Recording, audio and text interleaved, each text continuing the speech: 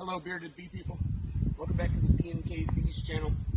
These are the late season splits that I uploaded a video on last week, I think. I said I was going to feed them, and here I am doing that. I figured I'd do a video on it because it's a kind of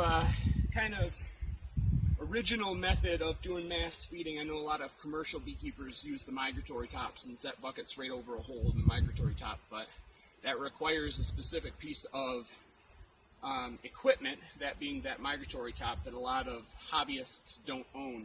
What I think a lot of hobbyists do own are, first of all, 5-gallon buckets, and second of all, bee boxes.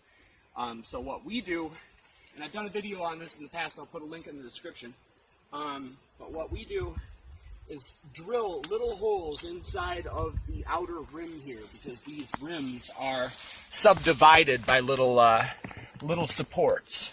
So when I flip this over, the syrup will start to drain out of these little holes into these little subdividers. Then a vacuum will be created on the bottom of the box, or then when it's inverted, it will then be the top, and they will be able to drink it. And without the holes being on the bottom, when it loses vacuum, it wouldn't pour all the way onto the cluster of bees. It's a good way to get a lot of feeding done really quickly. I'm going to put them over the inner cover, propped up on sticks so that they can get up through the slot in the inner cover and eat the syrup. But if you really need to do it in an emergency way, put it right on the frames, put the inner cover above, or take the inner cover off for the week or so that you're feeding. But yeah, so here we go. Get this stuff out of the way. Bees are not happy. Gotta move quickly. God damn it, dude!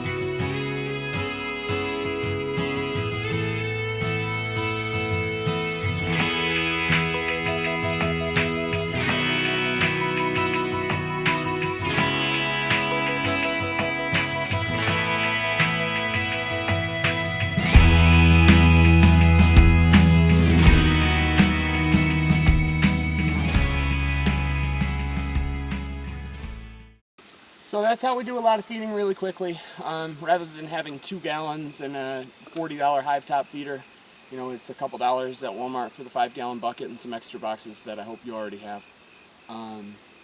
Yeah, I mean, it's really effective. You do have to watch for crystallization of the thick syrup in the holes. Sometimes that'll make it difficult for the bees to suck the syrup out. But if you make the holes, you know, I use a tiny laptop screwdriver to poke the holes, so just big enough to keep the syrup flowing through.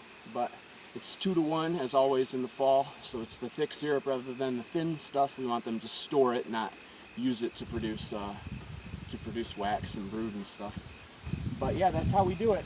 If you like this video, click like. If you haven't already, click subscribe. You'll get notified for, you know, videos in the future. Otherwise, tune in on Friday for a Random Inspection Friday video. Thanks for watching. Get out there and have some fun with your bees.